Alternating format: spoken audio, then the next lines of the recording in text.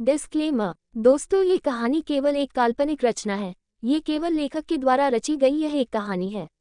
इसका वास्तविक जीवन से कोई भी संबंध नहीं है। लेकिन अगर फिर भी इस कहानी के नाम, पात्र, जगह या कोई दृश्य किसी वास्तविक जीवन से मिलते हैं तो ये केवल एक संयोग है। कृपया आप कहानियों को केवल मनोरंजन की दृष्टि से ही सुने।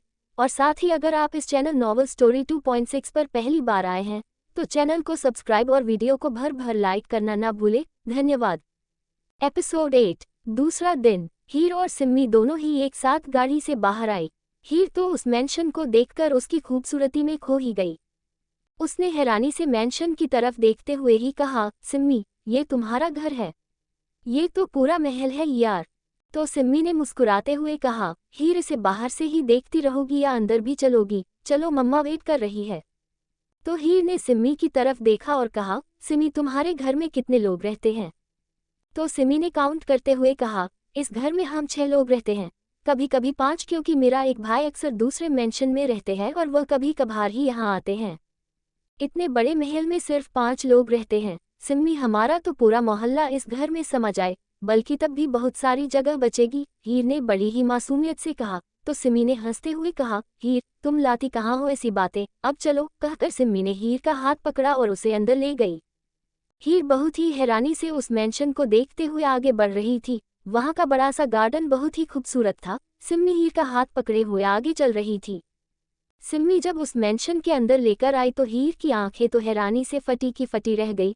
वह मैंशन जितना बाहर से खूबसूरत था उससे भी कहीं ज्यादा खूबसूरत तो अंदर से था। अंदर का इंटीरियर बहुत ही शानदार था। अंदर काफी सारे सर्वेंट अपने अपने काम में लगे हुए थे। तभी सिमी हीर को हॉल में ले आई जहां पर उनकी मां स्वर्णा सोफे पर ही बैठे हुए उसी का ही वेट कर रही थी। सिम्मी ने हीर से धीरे से कहा, हीर, वह देखो, मेरी मां हमारा ही वेट कर रही है। हीर ने पहले सिम्मी की तरफ देखा और फिर सामने बैठी हुई एक औरत की तरफ जो देखने में बहुत ही खूबसूरत थी। हीर समझ गई कि जरूर यह सिम्मी की मां ही होगी, क्योंकि सिम्मी की शक्ल कुछ कुछ उस औरत से मिलती जुलती थी। स्वर्णा जी ने जब सिम्मी के साथ एक लड़की को देखा तो वो समझ गई कि ये जरूर सिम्मी की दोस्त हीर ही होगी। हीर ने अपने दोनों हाथ जोड़कर सिम्मी की मां को नमस्ते किया। नमस्ते आंटी। तो स्वर्णा जी ने भी प्यार से हीर को नमस्ते का जवाब दिया। नमस्ते बेटा, आओ मेरे पास। तो हीर ने सिमी की तरफ देखा तो सिमी ने भी उसे अपनी मां के पास जाने का इशारा किया तो हीर एक प्यारी सी स्माइल के साथ स्वर्णा जी के सामने जाकर खड़ी हो गई। स्वर्णा जी ने आगे बढ़कर हीर को गले से लगा लिया और कहा, तुम वाकई में बहुत प्यारी हो, जितना मुझे सिमी ने बताया है उससे भी कहीं ज्यादा। आओ बैठो। स्वर्णा जी ने हीर को अपने पास ही बैठा लिया। सिमी भी आकर उनके पास ही बैठ गई। सोना जी ने ही से कुछ और बात की, तब तक मेड उनके लिए चाय नाश्ता भी ले आई थी। हीर और सिमी पूरा फोकस खाने पर करने लगी। वही सारंग की प्यार से उन दोनों को ही देख रही थी। स्वर्णा जी ने हीर से ढेर सारी बातें की। हीर को भी स्वर्णा जी से मिलकर काफी अच्छा लग रहा था। उसे ऐसा लगा ही नहीं कि वो पहली बार स्वर्णा जी से पहली बार मिली है। स्वर्णा जी को भी हीर बिल्कुल सिम्मी जैसी ही लग रही थी, एकदम मासूम और भोली सी। हालांकि सिम्मी भोली नहीं थी, वह बहुत नटखट थी, पर हीर वह काफी सीधी साधी थी और हीर की यही सादगी स्वर्णा जी को बहुत अच्छी लगी थी। कुछ देर बाद चाय नाश्ते के बाद स्वर्णा जी ने सिमी से कहा, सिम्मी, हीर को अपने रूम में ले जाओ बेटा। क्या तुम अपनी दोस्त को अपना रूम नहीं दिखाओगी? तो सिमी ने खड़े होते हुए कहा, हाँ मॉम, मैं तो हीर को पूरा घर दिखाऊंगी। अपना चलो हीर। कहकर सिमी ने हीर का हाथ पकड़ा और उसे अपने साथ ऊपर वाले फ्लोर पर ले गई। सिमी का रूम बहुत बड़ा था और बहुत ही खूबसूरत भी। हीर घूम घूम कर पूरा रूम देख रही थी। वाओ सिमी, तुम्हारा रूम तो मेरे रूम से भी बहुत बड़ा है। तो सिमी ने कहा, पर तुम्हारा रूम मुझे ज्यादा खूबसूरत लगता है। तो हीर ने मुस्कुराते हुए कहा, हाँ वह तो है, क्योंकि मेरा रूम मेरी माँ ने डेकोरेट किया है और पता है मेरी माँ मेरी पसंद के बारे में सब कुछ जानती है। तो सिमी ने बेड पर बैठते हुए कहा, हीर, तुम अपने पापा और माँ से बहुत प्यार करती हो ना? तो हीर ने कहा, हाँ, और अपनी भाई से भी। वह मुझसे बहुत लड़ता है, लेकिन फिर भी मैं उसे बहुत प्यार करती हूँ, मेरी जान बसती है उसमें। तो सिमी ने कहा, हाँ, पर मैं तुम्हारे छोटे भाई से मिली ही नहीं और ना ही तुम्हारे पापा से मिली हूँ। तो हीर ने कहा, दरअसल मेरा भाई अपने स्कूल के एक टूर पर गया हुआ है, तो वो परसों ही वापस आएगा और मेरे पापा एक बिजनेस टूर पर गए हुए हैं 3 दिन के लिए। जब वह आएंगे ना तब मैं तुम्हें उनसे मिलवाऊंगी। तो सिमी ने भी मुस्कुराते हुए अपना सिर हाँ में हिलाया, फिर खड़े होते हुए कहा, चलो सिमी, मैं तुम्हें अपने दोस्तों से मिलवाती हूँ। तो हीर ने हैरानी से पूछा, दोस्त यहाँ पर? तो यहाँ पर तुम्हारे दोस्त भी आए हुए हैं सिम्मी। तो सिम्मी ने कहा, हाँ मेरे दोस्त बहुत ही क्यूट है, पता है, और वह गार्डन में है। हीर कुछ और पूछती सिम्मी उसका हाथ पकड़ उसे खींचते हुए बाहर ले गई। सिम्मी उसे अपने साथ गार्डन में लेकर आई। तभी हीर ने देखा वहां पर व्हाइट कलर के बहुत सारे रैबिट थे, जिन्हें देखकर हीर एकदम से खुश हो गए और कहा, वाह सिम्मी ये तो बहुत ही क्यूट है यार। कहकर हीर उसे पकड़ने के लिए आगे भागी तो सिम्मी ने कहा, इन्हें पकड़ने में बड़ी मशक्कत करनी पड़ती है, ये सारे ही बहुत शैतान है। कहकर सिम्मी भी उन रैबिट को पकड़ने के लिए भागने लगी। कड़ी मशक्कत के बाद आखिरकार हीर ने एक छोटू सा बेबी रैबिट को पकड़ लिया। वह रैबिट बिल्कुल रुई के गोले की तरह लग रहा था और छोटा भी था। हीर और सिम्मी काफी देर तक गार्डन की हरी घास पर बैठे हुए उन रैबिट के साथ खेलती रही। हीर को यहाँ आकर बहुत अच्छा लग रहा था और वह छोटे छोटे रैबिट्स जो हरी हरी घास पर रुई के गोले की तरह लग रहे थे, उन्हें देखकर तो हीर का मन कर रहा था कि वो पूरा दिन इनके साथ ही खेलती रहे। सिम्मी ने खड़े होते हुए कहा, हीर मुझे थोड़ी भूख लग रही है, तो मैं अपने लिए स्नैक्स लेने जा रही हूँ, क्या तुम कुछ खाओगी? तो हीर ने सिम्मी की तरफ देखते हुए कहा, नहीं मुझे अभी भूख नहीं लग रही है, तुम जाओ अपने लिए स्नैक्स करके आओ, मुझे अभी इनके साथ और खेलना है। तो सिम्मी जल्दी से अंदर की तरफ भाग गई। वही हीर घास पर बैठे हुए अभी भी उन रैबिट के साथ खेल रही थी। सबसे ज्यादा हीर उस बेबी रैबिट के साथ खेल रही थी, जो बहुत ही क्यूट था और हीर की तो उससे दोस्ती भी हो गई थी। तभी वह रैबिट हीर की गोद से उछलकर वहां से भागने लगा तो हीर जल्दी से खड़ी हुई और उस बेबी रैबिट के पीछे भागते हुए बोली, हे छोटू बेबी, कहाँ जा रहे हो? इधर आओ मेरे पास। लेकिन वह रैबिट तो उसके हाथ में आ ही नहीं रहा था, शायद वह भी हीर को अपने पीछे भगाना चाहता था। तभी वह रैबिट जाकर एक बड़े से फ्लावर पॉट के पीछे छुप गया।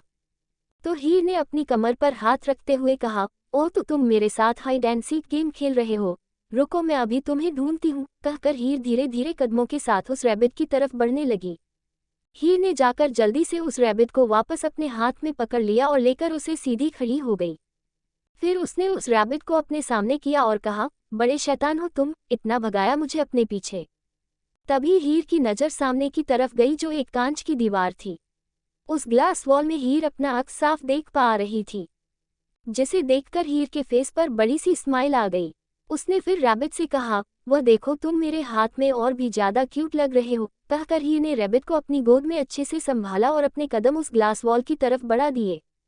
हीर ने रैबिट की फर पर अपनी गालों को रब हुए कहा, क्यूट बनी, तुम वाकई में बहुत क्यूट हो, देखो खुद को तुम कितने प्यारे लग रहे हो। हीर मुस्कुराते हुए उस वॉल में देख रही थी, इस बात से अनजान की दो गहरी नज़र कब से उसकी हर हरकत को देखे जा रही है। तारांकन। अंश खुराना मेंशन के स्टडी रूम में बैठा अपने लैपटॉप पर ऑफिस का कुछ वर्क कर रहा था। इस वक्त स्टडी रूम में कोई भी मौजूद नहीं था। अंश सुबह जल्दी ही खुराना मेंशन आ गया था और कुछ देर अपने मॉम डैड के साथ बात करने के बाद वो स्टडी रूम में आ गया था। तभी स्टडी रूम का डोर नॉक हुआ तो अंश ने बिना डोर की तरफ देखे अपनी भारी में कहा, कम इन। तभी एक सर्वेंट हाथ में ट्रे पकड़े हुए अंदर आया और उसने कॉफी मग टेबल पर ही रखते हुए कहा, सर ये लीजिए आपकी ब्लैक कॉफी। और फिर वह चुपचाप सर झुकाए वहां से बाहर निकल गया। अंश ने अपना लैपटॉप बंद किया और ब्लैक कॉफी का मग उठाकर स्टडी रूम की ही बड़ी सी ग्लास विंडो के पास जाकर खड़ा हो गया। दरअसल इस ग्लास विंडो से बाहर की तरफ का गार्डन एरिया बिल्कुल साफ नजर आता था। स्टडी रूम में लाइट्स ज्यादा ऑन नहीं थी, इस वजह से बाहर की तरफ से अंदर देखना नामुमकिन था, लेकिन अंदर से बाहर की तरफ सब कुछ नजर आ रहा था। अंश कॉफी का सिप लेते हुए बाहर की तरफ ही देखते हुए कुछ सोच रहा था कि तभी उसकी नजरें किसी पर जाकर ठहर सी गई। सामने ही गार्डन एरिया में हीर एक रैबिट को पकड़ने के लिए उसके पीछे पीछे ही भाग रही थी। हीर ने इस वक्त लाइट पिंक कलर का अनारकली सूट पहना हुआ था और अपने बालों की ढीली ढाली सी एक चोटी की हुई थी और बालों की कुछ लटें उसके गालों पर आ रही थी। हीर के फेस पर बहुत ही प्यारी सी स्माइल थी। हीर इस बात से अनजान कि अंश की गहरी नजरें कब से उसे ही देखे जा रही है, वह बनी के साथ अपनी मस्ती में ही बिजी थी। हीर बेबी बनी को अपने हाथ में उठाए ग्लास वॉल की तरफ देखने लगी। अनजाने में ही उसकी नजरें अंश की नजरों से ही मिल रही थी और वह मुस्कुराते हुए उस तरफ ही देख रही थी। हर को नहीं पता था कि वह जिस ग्लास वॉल को देख रही है उस ग्लास वॉल के पीछे ही अंश खड़ा हुआ उसे काफी देर से देखे जा रहा है। अंश कॉफी का सिप लेते हुए एकटक हीर की सारी हरकतों को नोटिस कर रहा था, जिसे देखकर उसके होठों पर एक तिरछी स्माइल आ गई। अंश ने अब तक हीर को जब भी देखा था हीर उसके सामने काफी डरी हुई और सहमी हुई सी नजर आती थी। आज वह पहली बार हीर को इतना खुश देख रहा था, और उसकी वह नीली आंखें जिसमें हमेशा ही उसने एक डर देखा था, वह आज खुशी से चमक रही थी। हीर ग्लास वॉल में देखते हुए ही बनी से बातें किए जा रही थी कि तभी अंश वापस डेस्क की तरफ मुड़ा और एक रिमोट उठाकर वापस ग्लास वॉल के पास आकर खड़ा हो गया। हीर और अंश बिल्कुल ही आमने सामने खड़े हुए थे। तभी अंश ने एक बटन प्रेस किया और इसी के साथ स्टडी रूम की सारी लाइटें ऑन हो गई और पूरा स्टडी रूम रोशनी से भर गया। ऐसा होते ही हीर, जो जिसके फेस पर अभी तक एक बहुत ही प्यारी सी स्माइल थी, अचानक से उसके फेस की स्माइल गायब हो गई और उसकी आंखों में एक बार फिर से हैरानी और डर के मिले जुले भाव नजर आने लगे, क्योंकि अब उसे ग्लास वॉल के दूसरी तरफ अंश खड़ा हुआ साफ नजर आ रहा था। हीर की नजरें अंश की गहरी नजरों से मिलते ही वह वही फ्रीज हो गई। बनी तो कब का उसके हाथ से छूटकर वहां से भाग गया था। वही हीर धीरे धीरे अपने कदम पीछे की तरफ लेने लगी। अंश के होठों पर अब एक डेविल स्माइल थी और वह एकटक इंटेंस नजरों से हीर की नीली आंखों में देख रहा था। हीर को उससे इतना ज्यादा डरते देखकर अंश के होंठ डेविल स्माइल के साथ धीरे से हिले। हीर तुरंत ही पीछे मुड़ी और वहां से भाग गई। अंश ने एक गहरी सांस ली और फिर एक स्माइल के साथ कहा, Heer why are you so afraid of me. कहकर अंश वह वापस पलटा और काफी मग को डेस्क पर रखकर वह रूम से बाहर निकल गया। वही हीर भागते हुए थोड़ी दूरी पर जाकर खड़ी हो गई और अपने सीने पर हाथ रख लंबी लंबी सांस लेने लगी। उसका दिल इस वक्त तेजी से धड़क रहा था, एक तो तेज भागने की वजह से और कुछ डर की वजह से। उसका चेहरा भी पसीने से और डर से पूरी तरह से लाल हो गया था। वह आदमी यहाँ पर क्या ये सिम्मी का कोई रिश्तेदार है? कौन लगता है वह उसका? मुझे यहाँ से जाना होगा, मुझे जाना ही होगा यहाँ से। हीर वहाँ से जाने के लिए जैसे ही पलटी, उसके सामने ही अंश खड़ा हुआ था, जो इस वक्त उसके बहुत करीब था। अंश को अपने सामने देखकर हीर कुछ पल के लिए तो जम सी ही गई। अंश और हीर की नजरें एक बार फिर एक दूसरे से मिली, लेकिन जैसे हीर को एहसास हुआ कि अंश उसके बहुत करीब खड़ा है, वो 2 कदम पीछे हट गई। एपिसोड 9। वही हीर भागते हुए थोड़ी दूरी पर जाकर खड़ी हो गई और अपने सीने पर हाथ रख लंबी लंबी सांस लेने लगी। उसका दिल इस वक्त तेजी से धड़क रहा था, एक तो तेज भागने की वजह से और कुछ डर की वजह से। उसका चेहरा भी पसीने से और डर से पूरी तरह से लाल हो गया था। वह आदमी यहाँ पर क्या ये सिम्मी का कोई रिश्तेदार है? कौन लगता है वह उसका? मुझे यहाँ से जाना होगा, मुझे जाना ही होगा यहाँ से। हीर वहाँ से जाने के लिए जैसे ही पलटी, उसके सामने ही अंश खड़ा हुआ था, जो इस वक्त उसके बहुत करीब था। अंश को अपने सामने देखकर हीर कुछ पल के लिए तो जम सी ही गई। अंश और हीर की नजरें एक बार फिर एक दूसरे से मिली, लेकिन जैसे हीर को एहसास हुआ कि अंश उसके बहुत करीब खड़ा है, वो 2 कदम पीछे हट गई। अब आगे अंश ने अपने कदम धीरे धीरे हीर की तरफ बढ़ाते हुए कहा, क्या हुआ? मुझसे इतना डर क्यों रही हो? मैंने तो अब तक तुम्हारे साथ ऐसा कुछ नहीं किया। कहते हुए अंश हीर की आंखों में ही देख रहा था। हीर ने कांपती हुई आवाज में कहा, वह आप? डर की वजह से हीर बोल नहीं पाई। तभी हीर ने कसकर अपने दुपट्टे को अपनी मुट्ठी में भरा और थोड़ी हिम्मत करते हुए कहा, आप एक मर्डरर है। मेरे सामने ही आपने एक आदमी को मार दिया और आप कह रहे हैं कि मैं आपसे क्यों डर रही हूँ? हीर की बात सुनकर अंश ने अपना चेहरा नीचे किया और हंसने लगा। फिर उसने अपने अंगूठे से अपने फॉरहेड को रब करते हुए वापस हीर की तरफ देखा और कहा, क्या तुम्हें वहाँ कोई डेड बॉडी नजर आई? नहीं ना, पुलिस को भी वहाँ ऐसा कोई सबूत नहीं मिला कि वहाँ किसी का मर्डर हुआ है, फिर भी तुम इस बात को मानने को तैयार नहीं हो। हीर भले ही अंदर बहुत घबरा रही थी, लेकिन वह पूरी कोशिश कर रही थी कि अंश को उसके चेहरे से ना लगे कि उसे अंश से डर लग रहा है। उसने एक बार फिर अंश से कहा, आप पुलिस को बेवकूफ़ बना सकते हैं, मुझे नहीं। मैंने अपनी आंखों से देखा था, आपने उस आदमी को गोली मारी थी और वह वहीं मर गया था। फिर कुछ देर चुप रहने के बाद हीर ने कहा, आप यहाँ सिमी के घर क्या कर रहे हैं? इससे पहले कि हीर और पीछे जाती, अंश ने आगे बढ़कर उसकी कमर से थाम उसे अपने बहुत करीब कर लिया। अब हीर और अंश का चेहरा एक दूसरे के बहुत करीब था। हीर को अंश की सांसें अपने चेहरे पर महसूस हो रही थी, जिससे उसके दिल की धड़कनें एकदम तेज हो गई थी, अंश के डर की वजह से। अंश ने हीर की सहमी आंखों में देखते हुए कहा, यह मेरा ही घर है हीर, तो मुझे तो यही होना चाहिए ना? फिर हीर के चेहरे के एक एक इंच को अपनी इंटेंस नजरों से देखते हुए अंश ने एक स्माइल के साथ कहा, तुम्हें पता है हीर, तुम बहुत खूबसूरत हो और खूबसूरत लड़कियां मेरी कमजोरी है। फिर धीरे धीरे अंश हीर के कानों की तरफ झुकने लगा। उसके होंठ इस वक्त हीर के कान के बहुत करीब थे। अंश ने उसके कानों में सरगोशी करते हुए कहा, तुम्हारे लिए बेहतर यही होगा कि बार बार मेरी नज़रों के सामने ना आओ, क्योंकि तुम मुझे अपनी तरफ अट्रैक्ट कर रही हो और ऐसा होना तुम्हारे लिए बिल्कुल अच्छा नहीं होगा, समझ रही हो ना मेरे कहने का मतलब, कहकर अंश ने हीर के ये लॉब को किस कर लिया, जिससे हीर की पूरी बॉडी में जैसे कट का झटका लगा। उसने जल्दी से अंश के सीने पर हाथ रखा और उसे खुद से दूर तक धकेल दिया। हीर अब थोड़ा गुस्से से बोली, ये आप कैसी बदतमीजी कर रहे हैं, क्या आपको लड़कियों से बात करने की तमीज नहीं है। हीर का ऐसे अंश को खुद से दूर धकेलना अंश को अच्छा नहीं लगा, क्योंकि आज तक उसके सामने जितनी भी लड़कियां आई थी वह खुद ही चाहती थी कि अंश उनके करीब आए, लेकिन अंश उन पर इतना मेहरबान नहीं रहा था। ये बात अलग थी कि वह लड़कियां खुद जानबूझकर उनसे चिपकती थी, अंश कभी खुद से उनके करीब जाने की पहल नहीं करता था।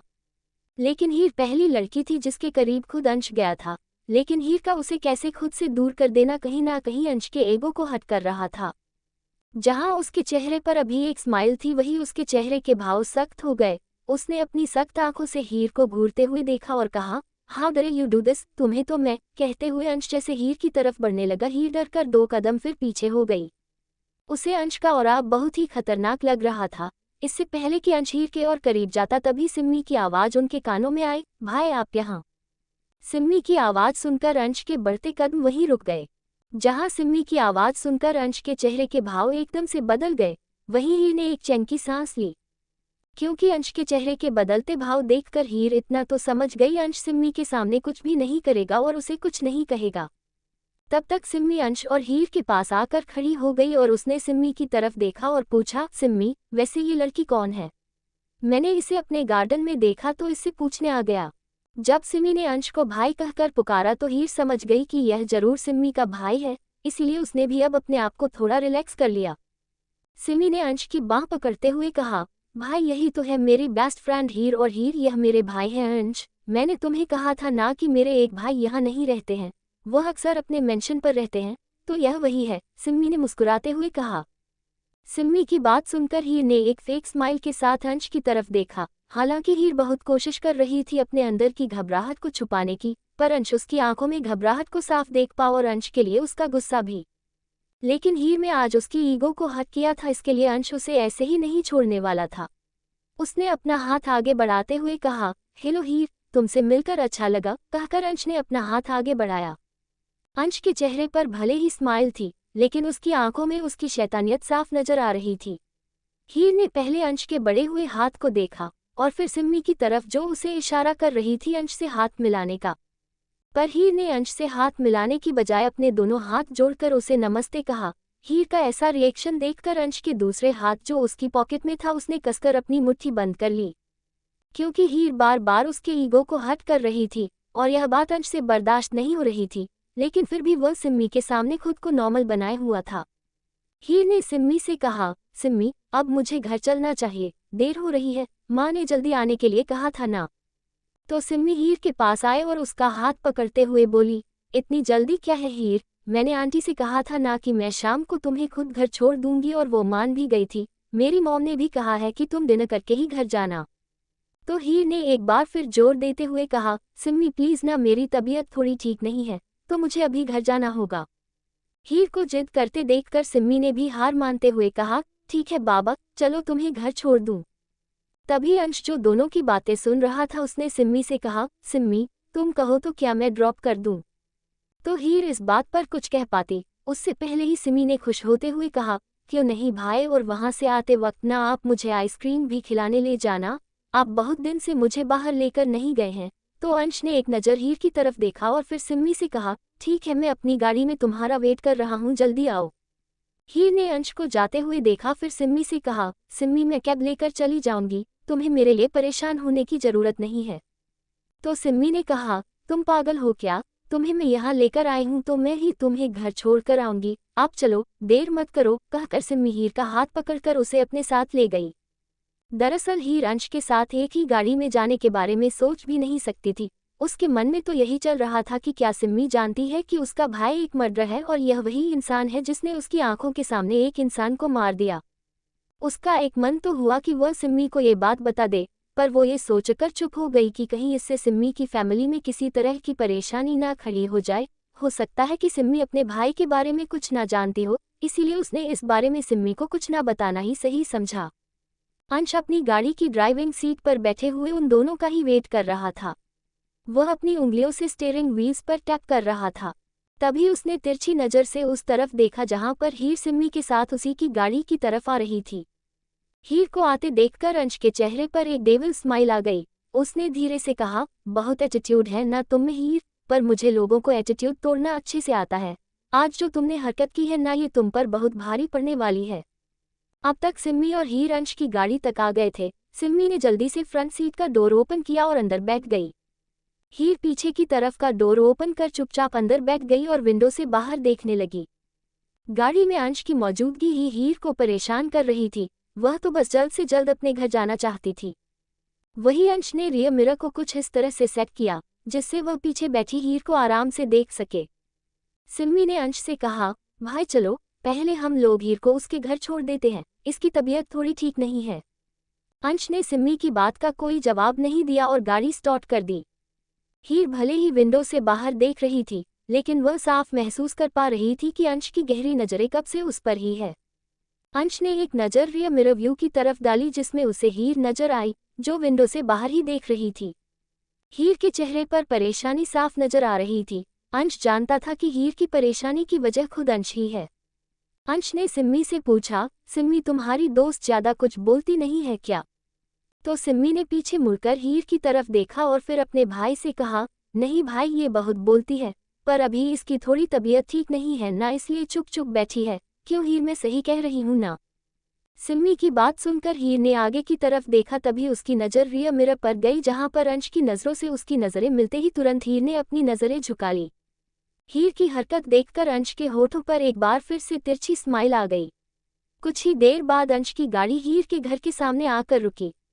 हीर ने सिम्मी से कहा, सिम्मी थैंक्स मुझे घर छोड़ने के लिए। तो सिम्मी ने पलट कर कहा, हीर तुम मुझे नहीं भाई को थैंक्स बोलो ना, क्योंकि भाई छोड़ने आए हैं तुम्हें। सिम्मी की बात सुनकर हीर ने एक फेक स्माइल के साथ अंश से कहा, थैंक्स, और जल्दी से गाड़ी का डोर ओपन कर बाहर की तरफ भाग गई। अंश उसे तब तक जाते हुए देखता रहा जब तक कि हीर अपने घर का डोर ओपन कर अंदर नहीं चली गई। अंश अभी भी एकटक वही देख रहा था कि तभी सिम्मी ने उसे आवाज देते हुए कहा, भाई क्या हुआ? मैं कब से आपका आवाज दे रही हूँ, आप सुन ही नहीं रहे हैं। अंश ने चौंकते हुए सिम्मी की तरफ देखा तो सिम्मी ने कहा, अब चलिए मुझे जल्दी से आइसक्रीम खिलाकर लाइए। अंश ने हाँ में सिर हिलाया और एक नज़र फिर हीर के घर की तरफ देखा और उसने अपनी गाड़ी आगे बढ़ा दी। हीर जो गाड़ी से बाहर निकली तो सीधा अपने रूम में आकर ही उसने चैन की सांस ली। अपने रूम में आकर अब उसे सुकून सा महसूस हो रहा था, वरना तो उसे लग रहा था कि उसके सीने पर किसी ने कई मन का वजन रख दिया हो। हीर तुझे इस अंश नाम के शैतान से दूर ही रहना है, बहुत खतरनाक किस्म का इंसान है ये, पता नहीं कैसी कैसी बातें कर रहा था। कहते हुए हीर बेड पर बैठ गई और गुस्से से अपने पिलो को पंच करने लगी। पता नहीं ऐसे लोग दुनिया में होते ही क्यों हैं। क्या यह अंश वाकई में सिम्मी सगा भाई है? सिम्मी की माँ कितनी स्वीट है और सिम्मी खुद भी कितनी स्वीट है। मुझे तो लगता है जरूर सौतेला भाई होगा। खैर छोड़, तुझे क्या करना, मैं नहीं जाऊंगी आज के बाद सिम्मी ले घर। सिम्मी को मिलना होगा तो कॉलेज में मिले या मेरे घर आ जाए। हाँ। एपिसोड 10। हीर जो गाड़ी से बाहर निकली तो सीधा अपने रूम में आकर ही उसने चैन की सांस ली। अपने रूम में आकर अब उसे सुकून सा महसूस हो रहा था, वरना तो उसे लग रहा था कि उसके सीने पर किसी ने कई मन का वजन रख दिया हो। हीर तुझे इस अंश नाम के शैतान से दूर ही रहना है, बहुत खतरनाक किस्म का इंसान है ये, पता नहीं कैसी कैसी बातें कर रहा था। कहते हुए हीर बेड पर बैठ गई और गुस्से से अपने पिलो को पंच करने लगी। पता नहीं ऐसे लोग दुनिया में होते ही क्यों हैं। क्या यह अंश वाकई में सिम्मी सगा भाई है? सिम्मी की माँ कितनी स्वीट है और सिम्मी खुद भी कितनी स्वीट है। मुझे तो लगता है जरूर सौतेला भाई होगा। खैर छोड़, तुझे क्या करना, मैं नहीं जाऊंगी आज के बाद सिम्मी ले घर। सिम्मी को मिलना होगा तो कॉलेज में मिले या मेरे घर आ जाए। हाँ। अब आगे। शिवांश शाम को जब घर लौटा तो उस वक्त स्वर्णा जी और शिवी दोनों ही हॉल में बैठी हुई कुछ बात कर रही थी। शिवांश ने एक नज़र शिवी की तरफ देखा और अपने कदम सीढ़ियों की तरफ बढ़ा दिए। अभी वो सीढ़ियों तक पहुंचा ही था कि स्वर्णा जी ने उसे आवाज देकर रोकते हुए कहा, शिवांश एक बार मेरी बात सुनो बेटा। शिवांश से पलटकर अपनी माँ की तरफ देखा तो स्वर्णा जी उसके पास आए और बोली, शिवांश तुम्हें पता है ना कि आज रात एक पार्टी है और उसमें तुम्हें जाना है, तो मैं सोच रही थी कि तुम शिवी को भी अपने साथ ले जाओ। स्वर्णा जी की बात सुनकर शिवांश ने एक नज़र शिवी की तरफ देखा जो सिर झुकाए इधर उधर देख रही थी। फिर स्वर्णा जी से कहा, मॉम मुझे किसी पार्टी में जाने में कोई इंटरेस्ट नहीं है, अगर आपको जाना है तो आप चले जाए और साथ में अपनी बहू को भी ले जाए। ये कहकर शिवांश जैसे ही वहां से जाने के लिए पलटा तो स्वर्णा जी ने इस बार थोड़ा गुस्से से कहा, शिवांश, यह क्या बात होती है? 3 महीने हो चुके हैं तुम दोनों की शादी को और आज तक तुम कभी शिवी को अपने साथ बाहर कहीं नहीं लेकर गए हो। अपने जान पहचान वाले लोगों से उसे मिलवाओ, उन्हें पता तो चले कि तुम्हारी वाइफ कौन है। तो शिवांश ने इरिटेट होते हुए कहा, मुझे कोई शौक नहीं है किसी को बताने का कि यह मेरी वाइफ है, ये सिर्फ आपकी बहू है। शिवांश और स्वर्णा के बीच की बहस सुनकर शिवी थोड़ा परेशान हो गई। वह नहीं चाहती थी उसकी वजह से शिवांश अपनी मां के साथ किसी भी तरह की बहस करे। उसने आगे आते हुए स्वर्णा जी से कहा, मां आप रहने दीजिए ना, वैसे भी मेरी तबीयत ठीक नहीं है और मेरा कहीं जाने का मन भी नहीं है। स्वर्णा जी ने शिवी से कहा, शिवी, तुम चुप रहो और यह आज तुम्हें पार्टी में लेकर जरूर जाएगा। बहुत मनमानी कर ली है इसने अपनी, अब तुम इसकी बीवी हो और किसी भी तरह की बिजनेस पार्टी में तुम्हें अब इसके साथ जाना चाहिए। मैं भी तो तुम्हारे डैड के साथ जाती हूँ ना। फिर स्वर्णा जी ने शिवांश को थोड़ी सख्त लहजे में ऑर्डर देते हुए कहा, मैंने तुम्हें कह दिया कि आज की पार्टी में तुम शिवी को साथ ले जा रहे हो, तो बस ले जा रहे हो, इससे ज्यादा आगे मैं कुछ नहीं सुनना चाहती, कहकर स्वर्णा जी वहां से चली गई। शिवांश ने स्वर्णा जी को जाते हुए देखा और फिर एक जलती हुई नज़र से शिवी को देखा। शिवी ने जल्दी ही अपनी नज़र झुका ली। अब तो वह मन ही मन डर रही थी कि इस बात का गुस्सा शिवांश उसके ऊपर ही निकालेगा। शिवांश, वो मैं। शिवी कुछ कह पाती उससे पहले ही शिवांश ने उसके हाथ को कसकर पकड़ा और उसे लगभग खींचते हुए अपने साथ ऊपर ले गया। शिवी का दिल अब डर से जोर से धड़क रहा था, पता नहीं अब शिवांश उसके साथ क्या करेगा। शिवांश ने शिवी को रूम के अंदर धकेल दिया जिससे शिवी औंधे मुंह फर्श पर जाकर गिरी। वहीं शिवांश ने एक तेज आवाज के साथ रूम का डोर अंदर से बंद किया। फिर अपना कोट उतार कर सोफे पर फेंकते हुए गुस्से से शिवी को देखा जो सहमी हुई सी शिवांश को देख रही थी। शिवांश ने अपनी शर्ट की स्लीव्स फोल्ड करते हुए शिवी की तरफ अपने कदम बढ़ाते हुए कहा, बहुत शातिर हो तुम शिवी, मॉम के दिमाग में तुमने ही यह बात डाली थी ना कि आज की पार्टी में तुम्हें मैं अपने साथ ले जाऊं, वरना मॉम ने इन 3 महीने में कभी मुझसे ऐसी जिद नहीं की। शिवी जो अभी फर्श पर ही बैठी हुई थी, वह पीछे की तरफ खिसकते हुए बोली, नहीं शिवांश, मैंने माँ से कुछ भी नहीं कहा, मुझे तो पता भी नहीं था कि आज कोई पार्टी भी है और आप उसमें जाने वाले हैं।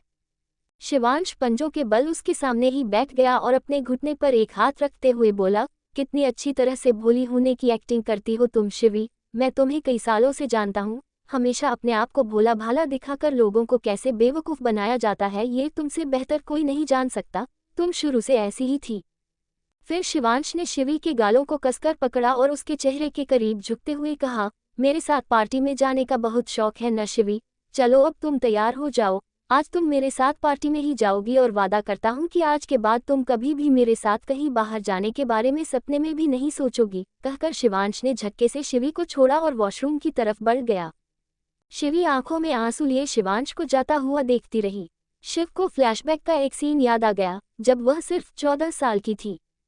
फ्लैशबैक, शिवी एक पार्क में खड़ी हुई सिर झुकाए रो रही थी। उसके नाजुक से गालों पर उंगलियों के निशान साफ नजर आ रहे थे। वहीं उससे कुछ ही दूरी पर एक 18 साल की लड़की एक 20 साल के लड़के के सीने से लगी हुई रो रही थी और वह लड़का बहुत ही प्यार से उसके बालों को सहलाते हुए उसे चुप कर रहा था और बार बार नफरत से शिवी को देख रहा था। जो सामने लड़का खड़ा था वह कोई और नहीं शिवांश था और जो लड़की शिवांश के सीने से लगी हुई थी वह तान्या थी। तान्या ने रोते हुए शिवांश से कहा, शिवांश पता नहीं यह मेरे साथ ऐसा क्यों करती है, मैंने तो सिर्फ इसे इतना ही कहा था कि शिवी गलत लोगों से दोस्ती मत रखो, इसी बात पर इसने मुझे हर्ट किया, ये हर बार मेरे साथ ऐसा बिहेव क्यों करती है शिवांश। शिवांश ने नफरत से शिवी की तरफ देखा और कहा, कुछ लोग अच्छाई के लायक होते ही नहीं है तान्या, और आज के बाद तुम इसे कुछ भी नहीं कहोगी, लेकिन अगर इसने तुम्हें दोबारा हर्ट किया तो तुम सीधा आकर मुझे बताओगी, फिर मैं इसे छोड़ूंगा नहीं। फिर शिवांश ने तान्या को खुद से थोड़ा दूर किया और अपने कदम शिवी की तरफ बढ़ाते हुए कहा, तुम्हें मैंने पहले भी कहा था कि तान्या को परेशान करना बंद करो, तुम्हें मेरी बात समझ नहीं आती है ना, तुम बिल्कुल अपनी माँ की तरह हो, एकदम बेशर्म, कहते हुए शिवांश ने शिवी की नाजुक सी बांह को कसकर पकड़ा। शिवांश के सख्त हाथ में शिवी की नाजुक सी बांह मॉम की तरह और भी नाजुक लग रहे थे। वही शिवांश बेदर्दी से उसकी बाहों पर अपनी पकड़ कसते ही जा रहा था।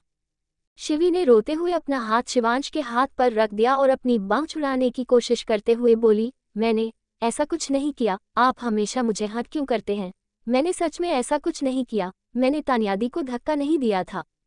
पर शिवांश को तो मासूम शिवी के आंसुओं से कोई फर्क ही नहीं पड़ रहा था, उसे तो सिर्फ तान्या के ही आंसू नजर आ रहे थे। उसने शिवी को धकेलते हुए कहा, आज के बाद अगर तुमने दोबारा तान्या को हर्ट किया शिवी, तब तुम्हें मैं इससे भी ज्यादा बुरी सजा दूंगा, समझी। कहकर शिवांश ने तान्या का हाथ पकड़ा और उसे वहां से ले गया। शिवी आंसू भरी नजरों से दोनों को वहां से जाते हुए देखती रही। काफी देर तक वह वही घुटनों में मुंह छुपाए रोती रही। सही, क्योंकि उसे पता था कि उसे चुप करने वाला या उसकी आंसू पोंछने वाला कोई नहीं होगा। इस बात पर उसे और भी रोना आ रहा था। फ्लैशबैक एंड तभी रूम का डोर नॉक होने की आवाज आई। शिवी ने जल्दी से अपने आंसू पोंछे और खड़े होकर रूम का डोर ओपन कर दिया। सामने ही एक मेड हाथों में कुछ बैग पकड़े हुए खड़ी हुई थी। मेड ने सिर झुकाए हुए ही कहा, यह मैम ने दिए हैं आपको देने के लिए और कहा है इन्हें पहनकर आप जल्दी रेडी हो जाए। शिवी ने वह बैग मेड के हाथों से ले लिए और रूम का डोर बंद कर दिया। शिवी ने वह बैग खोलकर देखे तो उसमें ज्वेलरी बॉक्स और एक खूबसूरत सी ब्लैक कलर की नेट की डिजाइनर साड़ी थी। उस साड़ी को देखकर शिव के होठों पर एक फीकी स्माइल आ गई। अगर कोई और दिन होता तो शिवी बहुत खुश होती, और क्योंकि वो जानती थी कि वह किसके लिए सजे संवरे, उसके पति ने तो कभी उसे अपनी पत्नी माना ही नहीं। एक शादीशुदा औरत श्रृंगार करती है तो सिर्फ अपने पति के लिए और उसे रिझाने के लिए, लेकिन जब वही पति उस औरत को ना अपनी पत्नी मानता हूँ, यहाँ तक कि वह उसे इंसान भी ना समझता हो, तो फिर ही साज श्रृंगार का क्या मतलब। इसीलिए शिवी हमेशा ही सिंपल ही रहती थी। उसे सजना संवरना बिल्कुल पसंद नहीं था, लेकिन कभी कभार कर वह सजती संवरती भी थी तो सिर्फ परिवार को दिखाने के लिए। तभी वॉशरूम का डोर ओपन हुआ और शिवांश अपनी कमर में टॉवल लपेटे हुए बाहर आया। उसने एक नज़र शिवी की तरफ देखा और चेंज करने के लिए क्लोजेट रूम की तरफ बढ़ गया। शिवी ने गहरी सांस ली और अपने कपड़े लेकर वॉशरूम की तरफ बढ़ गई। कुछ देर बाद शिवांश कब का रेडी होकर रूम से बाहर जा चुका था। वहीं शिवी भी मिरर के सामने खड़ी हुई अपने कानों में ईयरिंग पहन रही थी। शिवी बहुत खूबसूरत थी और आज तो ब्लैक नेट की साड़ी में उसका गोरा रंग किसी हीरे की तरह चमक रहा था। वह साड़ी एक डिजाइनर साड़ी थी और उसके साथ की जो मैचिंग ज्वेलरी थी उसका कॉम्बिनेशन तो जैसे गजब ढा रहा था। पूरी तरह रेडी होने के बाद शिवी ने एक पल खुद को ऊपर से नीचे तक निहारा। शिवी हमेशा ही सिंपल रहती थी, लेकिन कभी कभार जो वह थोड़ा बहुत तैयार होती थी तो उसका रूप एकदम निखर कर ही आता था। तभी रूम का डोर एक बार फिर से नॉक हुआ। शिवी समझ गई कि जरूर मेड उसे बुलाने के लिए आई है। उसने रूम का डोर ओपन किया तो सामने ही मेड खड़ी थी। मेड ने कहा, मैम, सर आपका नीचे ही इंतजार कर रहे हैं तो प्लीज आप जल्दी आइए। कहकर मेड वहां से चली गई। शिवी ने पलटकर बेड पर रखा हुआ अपना फोन और पर्स उठाया और रूम से बाहर चली गई। शिवांश जो नीचे ही बैठा हुआ शिवी के आने का वेट कर रहा था, उसकी नज़र एकाएक सीढ़ियों पर जाकर जैसे ठहर सी गई। शिव अपनी साड़ी की प्लेटों को ठीक करते हुए नीचे आ रही थी। शिवी आज वाकई में कयामत लग रही थी, इसीलिए शिवांश की नज़रें ना चाहते हुए भी बार बार शिवी पर ही ठहर रही थी। वह बार बार शिव को इग्नोर करने की पूरी कोशिश कर रहा था, लेकिन वो ऐसा नहीं कर पा रहा था। आज उसे शिवी और दिनों से अलग ही लग रही थी। स्वर्णा जी ने जब शिवी को नीचे आते हुए देखा तो मुस्कुराते हुए शिवी से कहा, शिवी बेटा आज तुम बहुत प्यारी लग रही हो। कहकर स्वर्णा जी ने अपनी आंख किनारे से काजल लेकर शिवी के कान के पीछे लगाते हुए कहा, नजर ना लगे मेरी बहू को। फिर शिवांश से कहा, शिवांश शिवी का ध्यान रखना। शिवांश ने हाँ में सिर हिलाया और एक नज़र शिवी को देखकर अपने कदम मेन एंट्रेंस की तरफ बढ़ा दिए। तो स्वर्ण जी ने शिवी से कहा, शिवी जल्दी जाओ और अपना ध्यान रखना, ठीक है। शिवी ने स्माइल करते हुए अपना सिर हाँ में हिलाया और जल्दी से बाहर की तरफ चली गई। शिवांश अपनी गाड़ी का डोर ओपन कर ड्राइविंग सीट पर बैठ गया। वहीं शिवी भी जल्दी से आकर फ्रंट सीट पर आकर बैठ गई। शिवांश ने बिना शिवी की तरफ देखे हुए ही कहा, अपनी सीट बेल्ट लगाओ। शिवी ने जल्दी से अपनी सीट बेल्ट लगा ली और चुपचाप विंडो से बाहर देखने लगी। शिवी पूरी कोशिश कर रही थी कि वह शिवांश को गुस्सा ना दिलाए, पर फिर भी शिवांश कोई ना कोई बहाना कर उस पर अपना गुस्सा निकलता ही था। कुछ ही देर में एक 7 स्टार होटल के बाहर आकर शिवांश ने अपनी गाड़ी रोक दी और अपनी साइड का डोर ओपन कर बाहर आ गया।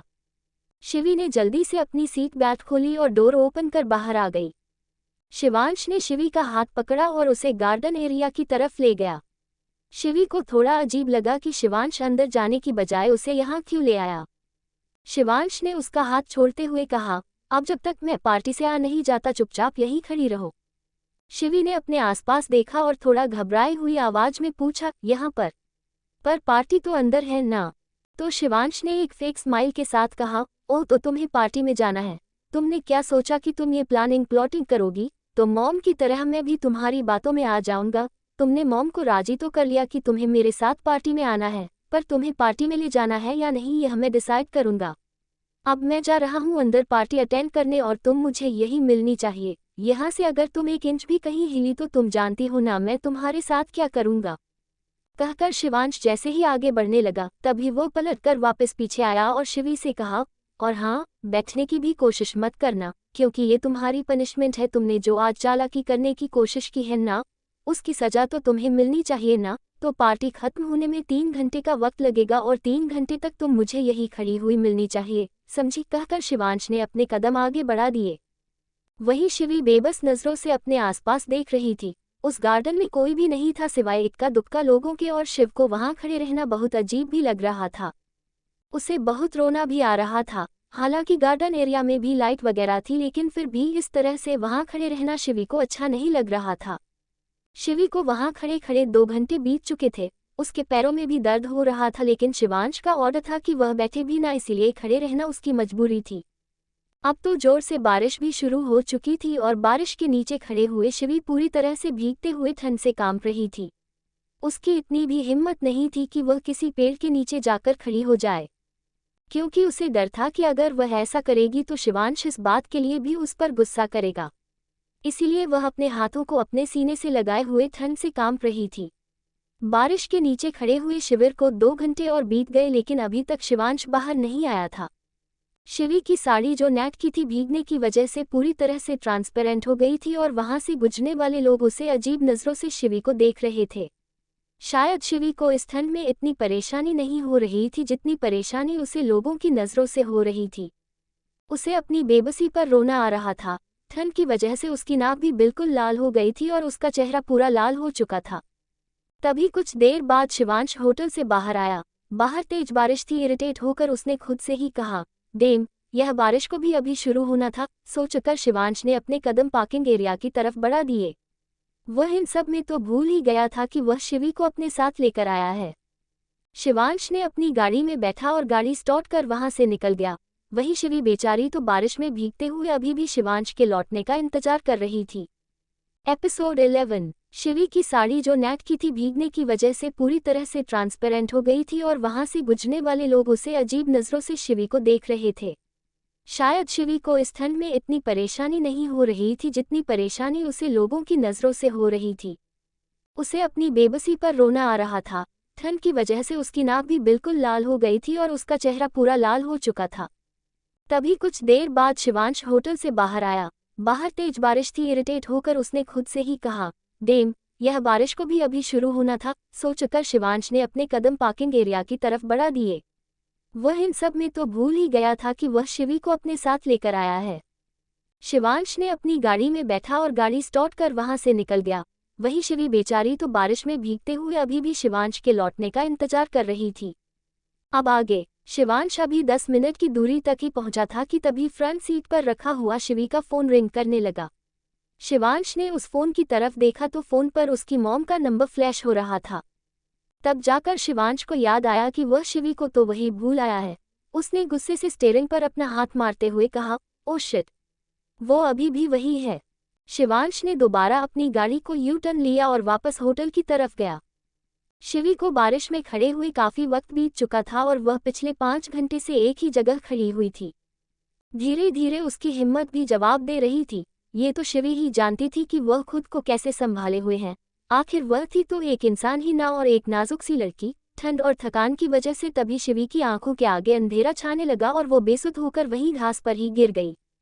शिवांश ने अपनी गाड़ी रोकी और डोर ओपन कर बाहर आया। उसने जल्दी से अपने कदम गार्डन की तरफ बढ़ा दिए। दूर से ही शिवांश ने देखा तो उसे शिवी वहां खड़ी हुई नजर नहीं आई। शिवांश को लगा कि शायद शिवी बारिश से बचने के लिए किसी दूसरी जगह जाकर छुप गई है। लेकिन तभी शिवांश की नज़र घास पर गिरी हुई शिव पर गई। बेहोशी की हालत में वहीं पड़ी हुई थी। शिवी को ऐसे देखकर शिवांश की आंखें हैरानी से बड़ी हो गई। उसने जल्दी से अपने कदम उस तरफ बढ़ा दिए। वह भागते हुए शिवी के पास आया। शिवी के चेहरा एकदम सफ़ेद पड़ चुका था और वह ठंड में बुरी तरह से कांप रही थी। शिवांश ने उसके गालों को थपथपाते हुए कहा, शिवी, उठो चलो घर पर।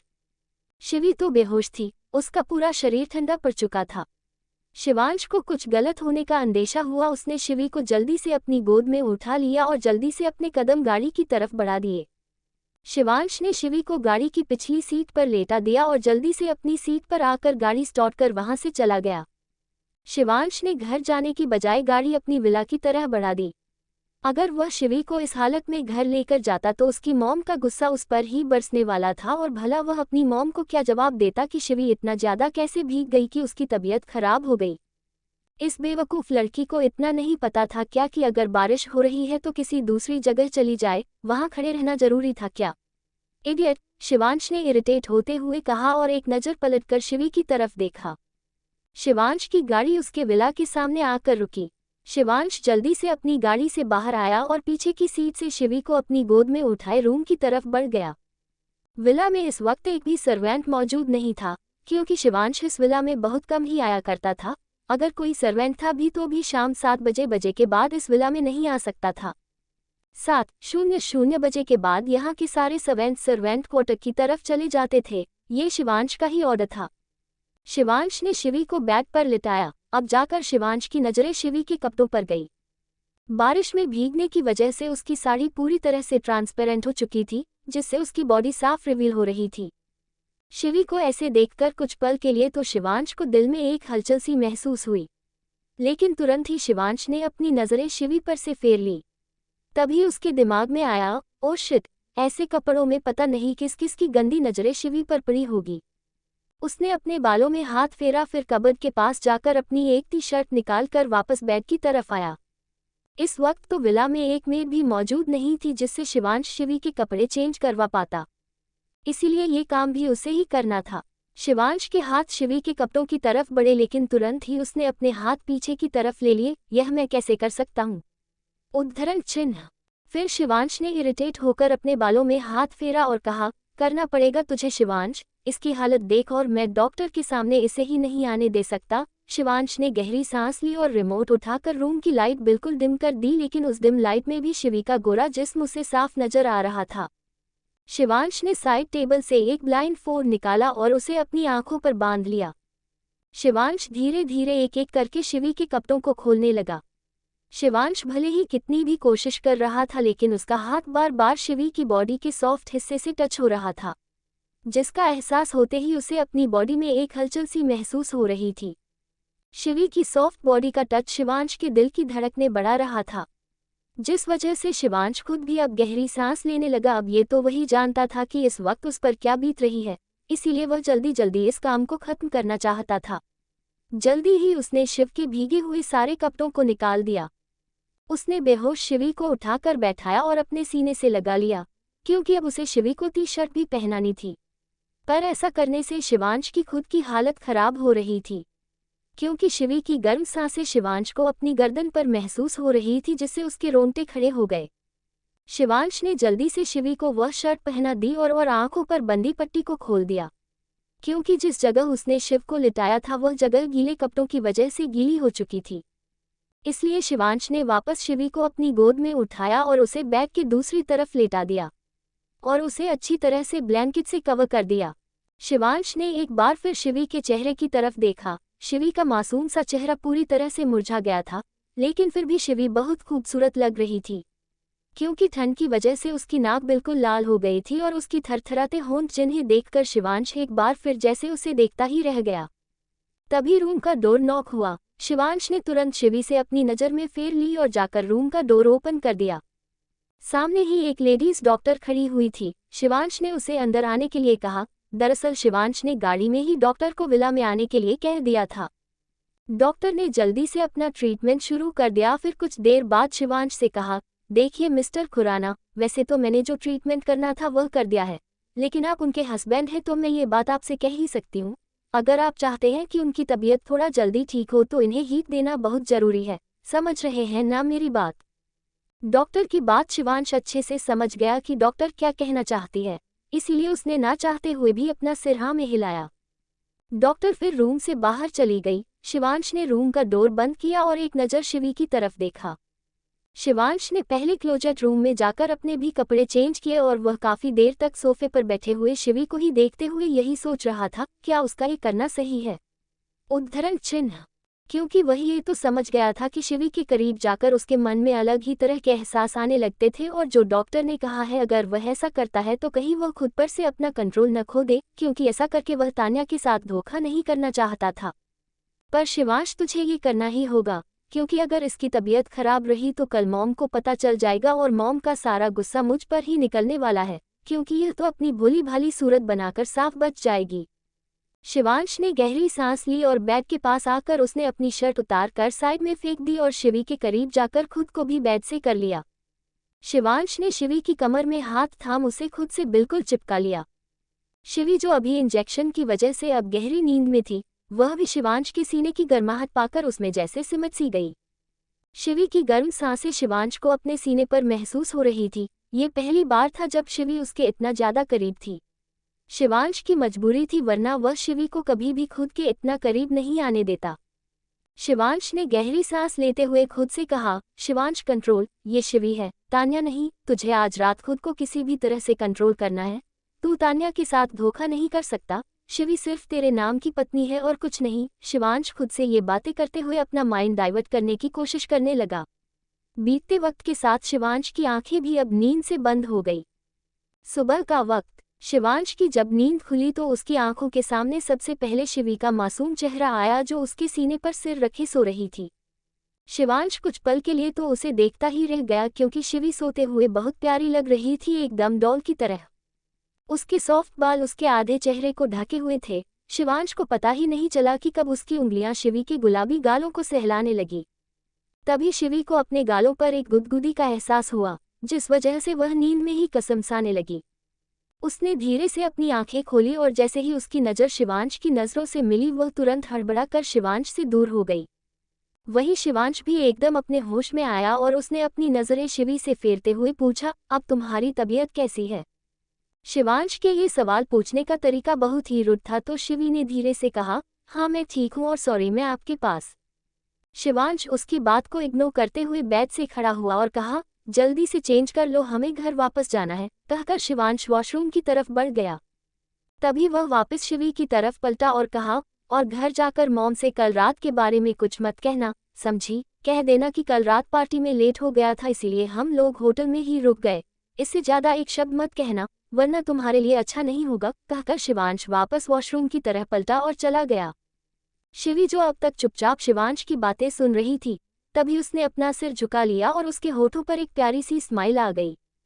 शिवी अपनी फीलिंग जताती नहीं थी, लेकिन वह अंदर ही अंदर शिवांश को पसंद भी करती थी।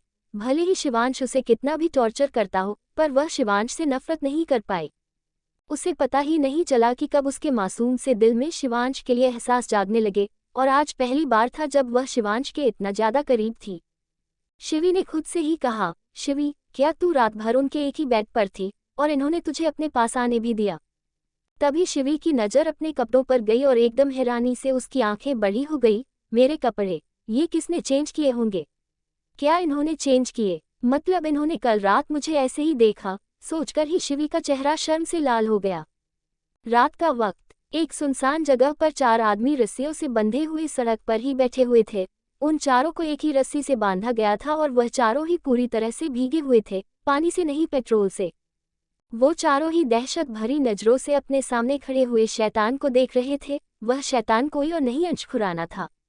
अंश अपनी गाड़ी से टिककर खड़ा हुआ अपनी सिगरेट से सुलगाकर उन आदमियों की तरफ देखते हुए बोला, अब ये तो मुझसे उलझने से पहले सोचना चाहिए था ना। तुम लोगों को किसने कहा था कि अंश खुराना से पंगा लेने के लिए? वह चारों अंश के सामने गिड़गिड़ाते हुए बोले, प्लीज हमें माफ कर दो, आइंदा से हम ऐसी गलती दोबारा नहीं करेंगे, हम बस उन लोगों के बहकावे में आ गए थे। अंश ने सिगरेट का एक गहरा कश लिया और हवा में धुआं छोड़ता हुआ बड़े ही एटीट्यूड के साथ उन चारों की तरफ धीरे धीरे अपने कदम बढ़ाते हुए बोला, और तुम्हें पता है ना कि अंश खुराना की डिक्शनरी में माफी नाम का कोई शब्द ही नहीं है, फिर भी तुम लोगों ने ऐसी हिम्मत कर ली, मानना पड़ेगा तुम लोगों को। कहते हुए अंश ने अपनी खतरनाक नजरों से उन सभी को घूरा। उसके आदमी काले कपड़ों में अपना सिर झुकाए खड़े हुए थे। वह सिर्फ अंश के ऑर्डर का इंतजार कर रहे थे। अंश ने अपनी सिगरेट जैसे ही फेंकनी चाही, उन चारों आदमियों की आवाज एकदम से चीख में बदल गई। उन्हें लगा कि अंश जलती हुई सिगरेट उन लोगों के ऊपर ही फेंकने वाला है, क्योंकि अगर अंश ऐसा करता तो वह चारों जिंदा ही जल जाते। तभी अंश ने उन चारों को डरते हुए देखा तो ठहाका लगाकर हंस पड़ा, हा हा हा, इतना डरते भी हो मुझसे और फिर भी हिम्मत कर जाते हो मुझे चैलेंज करने की। ओ गॉड, क्या करूं मैं तुम लोगों का। बहुत कोशिश करता हूं कि मैं लोगों के साथ ऐसा बिहेव ना करूं, पर तुम जैसे लोग अक्सर मुझे मजबूर कर देते हो। कहते हुए अंश के फेस एक्सप्रेशन एकदम से चेंज हुए और उसकी आंखें बहुत खतरनाक हो गई। तभी अंश ने सिगरेट को नीचे फेंका और उसे जूते से रगड़ते हुए कहा, आज मेरा मूड नहीं है किसी की जान लेने का। फिर तिरछी नज़र से अपने एक आदमी की तरफ देखते हुए, तो तुम जानते हो ना तुम्हें क्या करना है। उस आदमी ने धीरे से अपना सिर हाँ में हिला दिया। अंश ने अपने कदम अपनी गाड़ी की तरफ बढ़ा दिए। इसी के साथ उन आदमियों की दर्द भरी चीखों की आवाज़ें उस सुनसान इलाके में गूंजने लगी। पर अंश को इन सब से कोई फर्क ही नहीं पड़ा। उसने अपनी गाड़ी स्टार्ट की और वहां से निकल गया। अंश ने गाड़ी की फ्रंट मिरर से पीछे का नज़ारा देखा जहां पर धू धू करके आग की लपटें उठ रही थी, जिसे देखकर अंश के होठों पर एक क्रूअल स्माइल आ गई। वो अपनी कोल्ड वॉइस में बोला, खौफ तो आवारा कुत्ते भी मचाते हैं, पर दहशत हमेशा शेर की रहती है, और दहशत का दूसरा नाम है अंश खुराना। एपिसोड 12। सबसे पहले सॉरी, फेस्टिवल की वजह से मैं इसका चैप्टर अपलोड नहीं कर पाई, पर अब से इसके चैप्टर आपको रेगुलर ही मिल जाएंगे। कहानी अब तक। अंश ने सिगरेट को नीचे फेंका और उसे जूते से रगड़ते हुए कहा, आज मेरा मूड नहीं है किसी की जान लेने का। फिर तिरछी नज़र से अपने एक आदमी की तरफ देखते हुए, तो तुम जानते हो ना तुम्हें क्या करना है। उस आदमी ने धीरे से अपना सिर हाँ में हिला दिया। अंश ने अपने कदम अपनी गाड़ी की तरफ बढ़ा दिए। इसी के साथ उन आदमियों की दर्द भरी चीखों की आवाज़ें उस सुनसान इलाके में गूंजने लगी। पर अंश को इन सब से कोई फर्क ही नहीं पड़ा। उसने अपनी गाड़ी स्टार्ट की और वहां से निकल गया।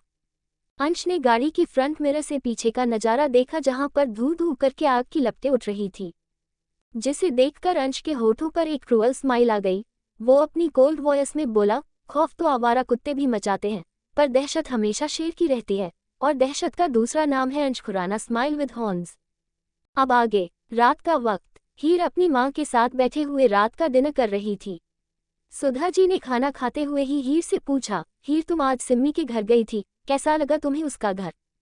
हीर जो अपना खाना खा रही थी, उसने खाते हुए ही कहा, माँ सिम्मी का बहुत बड़ा घर है, किसी महल की तरह। तो सुधा जी ने पूछा, और उनके घर में कौन कौन है, क्या तुम उन सब से मिली। हीर ने कहा, हाँ मैं उसकी माँ से मिली, वह भी बहुत अच्छी है और बहुत ही स्वीट है। तो सुधा जी ने दोबारा सवाल पूछा, और कौन कौन है उसके घर में, क्या तुम और किसी से नहीं मिली। तभी हीर के हाथ खाना खाते हुए एकदम से रुक गए। उसके जहन में एक बार फिर अंश खुराना का ख्याल उमड़ आया। हीर को चुप देखकर सुधा जी ने दोबारा पूछा, हीर मैं तुमसे कुछ पूछ रही हूँ, कहाँ खो गई बेटा। तो हीर ने हड़बड़ाते हुए अपनी माँ की तरफ देखा और कहा, हाँ नहीं कुछ भी नहीं, बस मैं उनकी माँ से मिली और किसी से नहीं। कहकर हीर दोबारा सिर झुकाए चुपचाप खाना खाने लगी। तभी हीर ने अपनी माँ से पूछा, माँ पापा वापस कब आ रहे हैं। तो सुधा जी ने पानी का एक घूंट भरते हुए कहा, वह कल ही आ जाएंगे। ये सुनकर हीर के फेस पर स्माइल आ गई। उसने कहा, माँ कल तो ऋषु भी वापस आ रहा है ना टूर से। सुधा जी ने हाँ में सिर हिलाया। तो हीर ने कहा, बहुत मिस कर रही हूँ उसे। तो सुधा जी ने हंसते हुए कहा, जब सामने होते हो तो कितना लड़ते हो और जब दूर होते हो तो मिस करते हो, तुम लोग भी ना। वैसे ऋषु का भी फोन आया था, वह भी तुम्हें बहुत मिस कर रहा है। तो हीर ने हंसते हुए कहा, माँ मुझे मिस कर रहा है या मेरे साथ की लड़ाई को मिस कर रहा है। इतने दिन से कोई झगड़ा करने के लिए मिला नहीं होगा ना उसे वहां पर, इसीलिए। कुछ देर बाद दोनों ने ही अपना डिनर फिनिश किया। हीर ने किचन में थोड़ी अपनी माँ की हेल्प की और उसके बाद वह अपने रूम की तरफ आ गई। हीर ने अपने रूम का डोर ओपन किया तो उसे रूम में बिल्कुल अंधेरा नजर आया। उसे हैरानी हुई कि वह तो लाइट ऑन करके छोड़कर गई थी, फिर अचानक से लाइट कैसे ऑफ हो गई। उसने खुद से ही कहा, हो सकता है मैं ही भूल गई होगी, पता नहीं जब से उस शैतान से मिली हूं ना मेरा दिमाग काम ही नहीं कर रहा है। कहते हुए हीर अंदर आए और जैसे ही वह मेन स्विच की तरफ अपना हाथ बढ़ाने लगी तभी किसी ने कसकर उसके हाथ को पकड़ लिया। इससे पहले कि हीर के मुंह से चीख निकलती, किसी ने उसके मुंह को कसकर बंद कर दिया। हीर की चीख उसके मुंह में ही घुटकर रह गई। वह उस शख्स की पकड़ से छूटने के लिए छटपटा रही थी, पर उसकी पकड़ बहुत ही ज्यादा मजबूत थी। कुछ ही देर बाद उस शख्स ने हीर का मुंह बंद किए हुए ही उसे दीवार से सटा दिया। हीर डर से बुरी तरह से कांप रही थी। उसे लगा कि शायद कोई चोर उसके घर में घुस आया है। तभी उस शख्स ने लाइटर ऑन किया और उसकी धीमी धीमी सी रोशनी में हीर उस शख्स के चेहरे को देखकर एकदम से चौंक गई। उसके सामने कोई और नहीं अंश खुराना था। अंश का चेहरा हीर के चेहरे के बहुत करीब था। जहां हीर की आंखों में एक डर और घबराहट के मिले जुले भाव थे, वहीं अंश की आंखों में सिर्फ शैतानियत थी, जिसे देखकर हीर दिल डर की वजह से जोरों से धड़क रहा था। क्योंकि जिस इंसान से वह इतना डरती है, जो खौफ बनकर उसके दिमाग में बस गया था, वह आज उसके ही कमरे में मौजूद था। वह उसके साथ कुछ भी कर सकता था, ये सोच सोचकर हीर के हाथ पांव कांप रहे थे। वही अंश एक डेविल स्माइल के साथ हीर की नीली खूबसूरत आंखों में देखा था, जिसमें अब हल्की सी नमी नजर आ रही थी।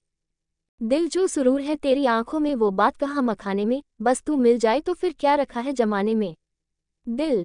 हीर की आंखों से बहते हुए आंसू अब अंश के हाथ को भिगो रहे थे। वही अंश को जैसे हीर के आंसुओं से कोई फर्क नहीं पड़ रहा था।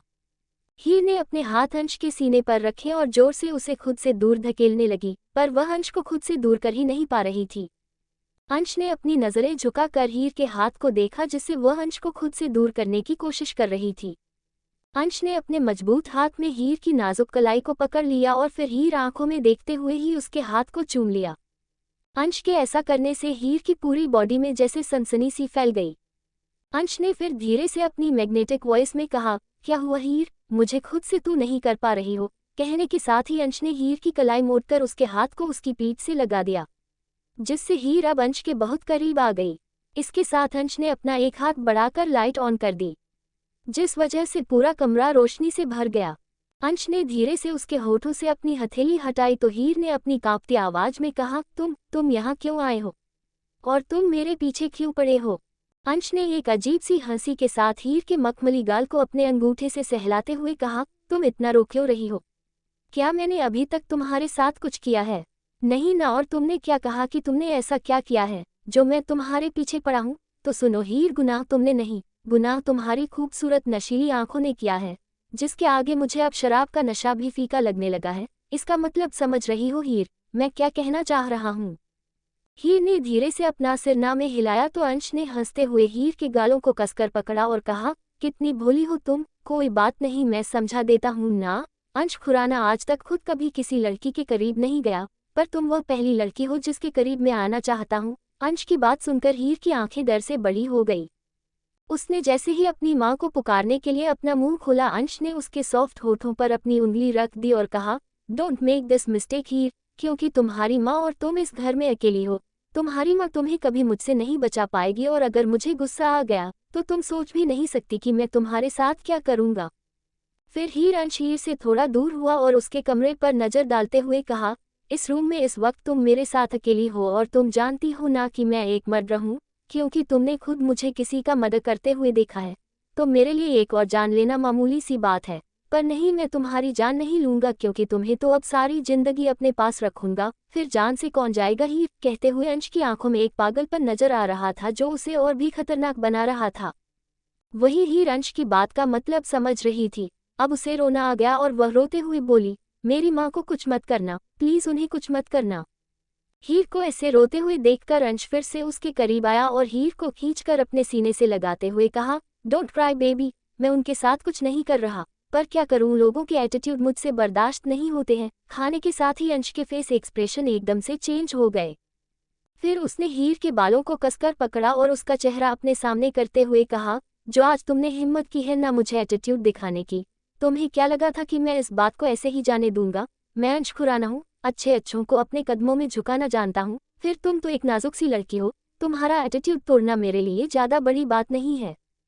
कहते हुए अंश की पकड़ हीर के बालों पर कसती गई, जिससे हीर को बहुत दर्द भी हो रहा था और उसकी आंखों के किनारे से आंसू भी बह रहे थे। हीर ने अपने बालों को छुड़ाने की कोशिश करते हुए कहा, अगर आपको बुरा लगा तो उसके लिए सॉरी, पर प्लीज आप मुझसे दूर रहिए, मुझे आपसे बहुत डर लगता है। हीर ऐसा कहते हुए बहुत मासूम लग रही थी और हीर मासूम थी भी। वह बेचारी एक सीधी सादी फैमिली को बिलोंग करती थी। उसकी परवरिश जिस माहौल में हुई थी, वहाँ सिर्फ प्यार बसता था और एक सुकून था। इसीलिए अंश जैसे शैतान को वह हैंडल नहीं कर पा रही थी। अंश ने एक एटीट्यूड के साथ कहा, okay I accept your sorry, but मैं तुम्हारी यह बात नहीं मान सकता कि मैं तुमसे दूर रहूं, क्योंकि मेरी बहुत बुरी आदत है कि अगर कोई चीज़ मुझे पसंद आ जाती है तो मैं उसे हासिल करके रहता हूँ। और अगर वह चीज़ मेरी नहीं हो पाती तो मैं उसे बर्बाद कर देता हूँ।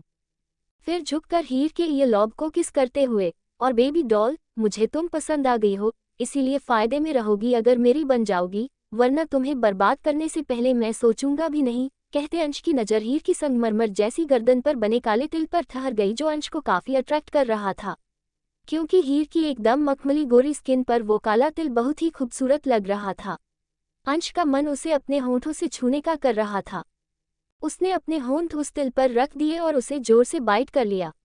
इसी के साथ हीर के मुंह से हल्की सी चीख निकल पड़ी और उसका रोना भी बढ़ गया।